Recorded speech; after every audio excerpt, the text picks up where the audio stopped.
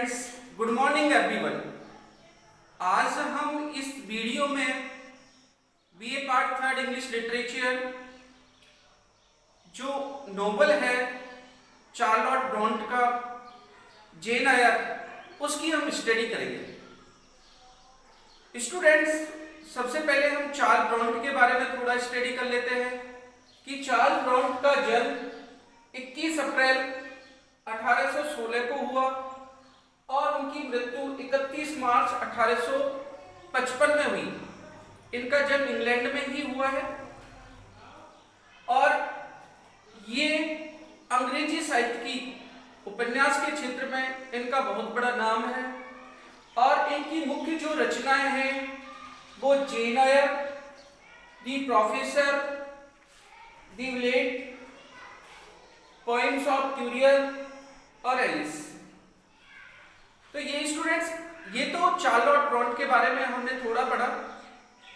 अब हम हमारे उपन्यास पर आते हैं।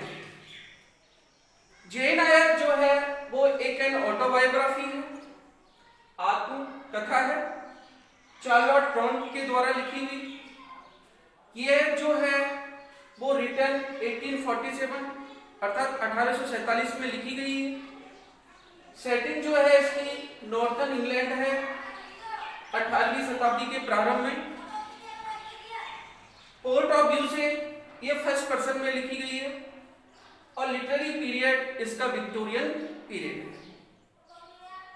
स्टूडेंट्स, यहां पर कुछ कैरेक्टर हैं जो जेन एयर, अंकल मिस्टर रीड, इनकी पत्नी मिसिस रीड, वेसिली ये मेड सर्वेंट है, मिस्टर ब्रॉकहर्स्ट, हेलन वेल्स और मारिया टेम्पल और मिस्टर रोचेस्टर।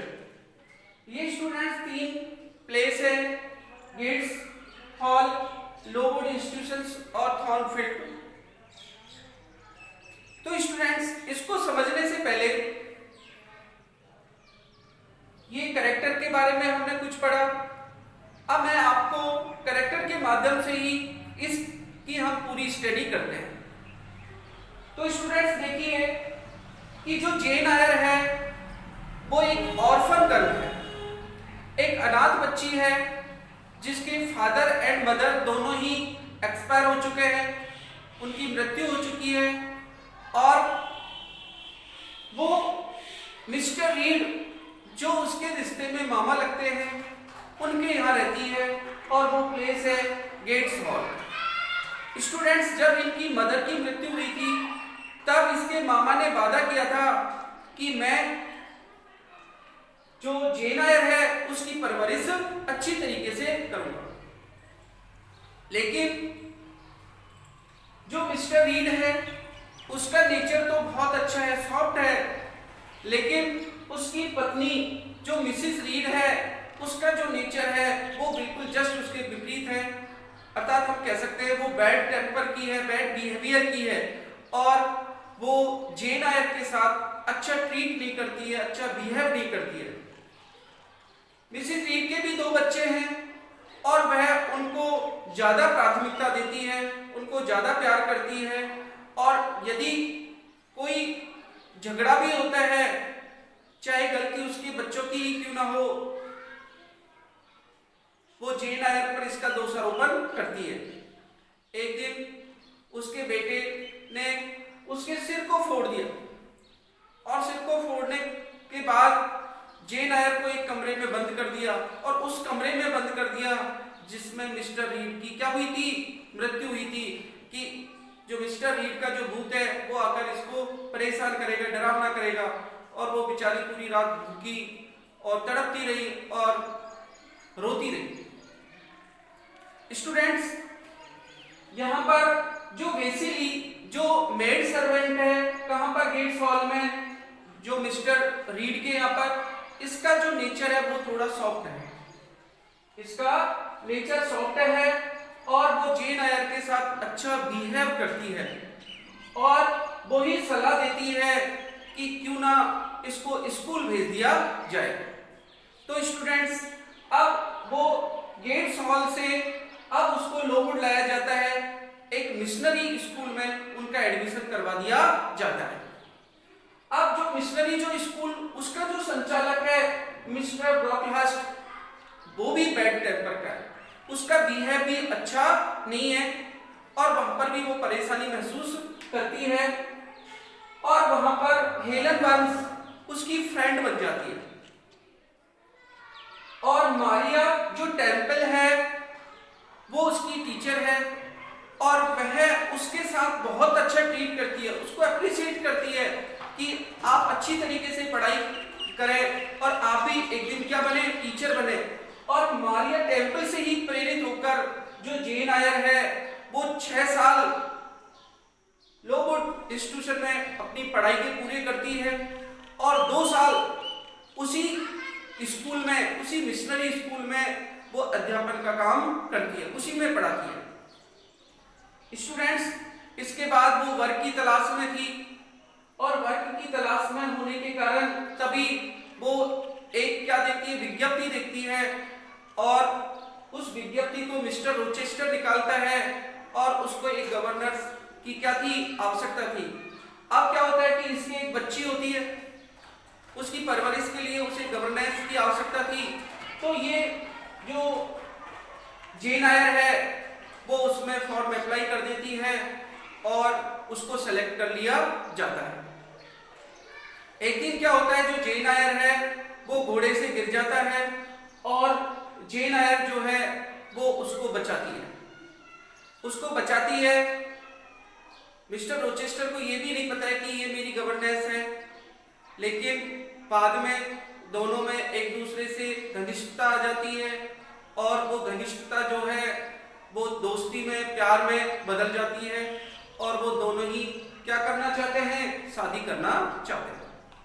यहाँ तक कि शादी की जो डेट है वो भी फिक्स हो जाती है और शादी वाले दिन जब उनकी शादी की पूरी तैयारियां चल रही होती हैं तभी क्या होता है, एक वकील आता है और वकील आने के बाद वो कहता है कि ये शादी नहीं हो सकती, ये शादी इल्लीगल है क्योंकि जो मिस्टर रोचेस्टर है वो ऑलरेडी विवाहित हैं और उनकी पत्नी जो है, पत्नी बर्था, जिसका नाम क्या है, बर्था है, वो अभी भी जीवित है। इससे जो शादी है वो वहीं पर कैंसिल हो जाती है और कैंसिल होने के बाद जो जेन आयर है मानो उस पर एक बार पुनः दुखों का पहाड़ टूट पड़ता है और वो वापस लौट पड़ती है और लौट पड़ने के बाद वो अपने कजन के यहाँ पर आ जाती है और वहाँ पर उसका जो चाचा का जो लड़का और उसकी बेटी होती है उनके वहाँ पर रहती है और जब वहाँ पर रहती है तब उसे पता लगता है कि उसके जो चाचा जो है वो उसको 20,000 पाउंड की वसीयतनामा करके गए हैं। तो वह उस पैसे को अपने कजन में हिस्सेदारी कर लेती है, लेकिन जो कजन है वो उससे शादी करना चाहता है, वो उसको अपनी वाइफ बनाना चाहता है। और जब वह इंडिया टूर पर आता है तो वो जेन आयर से कहता भी है कि आप मेरे साथ मेरी वाइफ बनकर चलिए, लेकिन जेन आयर कहती है कि ये कैसे संभव हो सकता है, आप मेरी कजन हो, मैं आपकी सिस्टर बनकर चल सकती हूँ, वाइफ बनकर नहीं। लेकिन वो उस पर दबाव डालता है कि आप मेरी पत्नी बनकर ही चलिए और वो एग्री भी हो जाती है। जेन आयर जो है वो उसके साथ चलने को एग्री भी हो जाती है, लेकिन तभी उसको अचानक ऐसा ख्याल आता है कि जैसे उसे मिस्टर रोचेस्टर बुला रहा हो और वह मिस्टर रोचेस्टर की तलाश में चली जाती है। और फिर वो थॉर्नफील्ड जो लास्ट जो है प्लेस, इस जगह पर मिस्टर रोचेस्टर रहता है। तो वो थॉर्नफील्ड आती है और थॉर्नफील्ड आने के बाद मिस्टर रोचेस्टर को वो देखती है। तो जब वह उसके घर पर पहुंचती है, उसके महल में पहुंचती है, तो वो देखती है कि मिस्टर रोचेस्टर का जो महल है वो पूरी तरीके से जला हुआ है और उसे पता लगता है कि बीच में स्टूडेंट जब उनकी शादी कैंसिल होती है, तब जब शादी कैंसिल होती है तब मिस्टर रोचेस्टर इस बात को एक्सेप्ट भी करता है, हाँ मैं ऑलरेडी मैरिड हूँ और मेरी क्या है, पत्नी है, और वो सभी को दिखाता है कि देखिए मेरी पत्नी इस रूम में बिल्कुल बंद है क्योंकि ये पागल है, ये कुछ भी कर सकती है। लेकिन इसका कुछ फायदा नहीं होता है और शादी कैंसिल हो जाती है। लेकिन अब जब वो वापस वहाँ पर जेन आयर मिस्टर रोचेस्टर के पास आती है तो वो उसको पता लगता है कि उसकी जो पत्नी जो बर्ता है उसने घर में आग लगा दी थी और वो ऊपर छत से छलांग लगा ली थी, जिसके कारण उसकी मृत्यु हो गई है। तो स्टूडेंट्स, यहाँ पर जो मिस्टर रोचेस्टर है वो भी उसको बचाने के चक्कर में उसका एक पैर खराब हो जाता है, उसकी दोनों आंखों की रोशनी चली जाती है।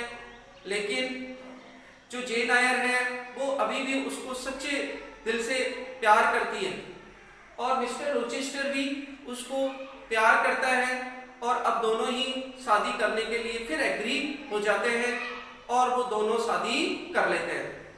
उनके 2 बच्चे भी हो जाते हैं और वो बहुत ही हैप्पी खुश तरीके से अपना जीवन यापन करते हैं और धीरे धीरे उनकी मिस्टर रोचेस्टर की एक आंख की जो रोशनी है वो भी आना शुरू हो जाती है।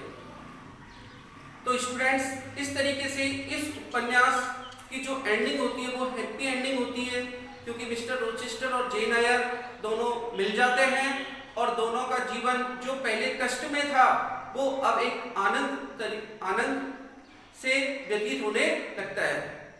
तो स्टूडेंट्स, यहीं पर ये उपन्यास खत्म होता है। यदि आपको ये वीडियो थोड़ी सी भी अच्छी लगी हो और मैं समझ सकता हूँ कि ये वीडियो आपको बहुत हेल्पफुल रही होगी, तो प्लीज़ इसे लाइक करें, सब्सक्राइब करें, शेयर करें। Thank you very much.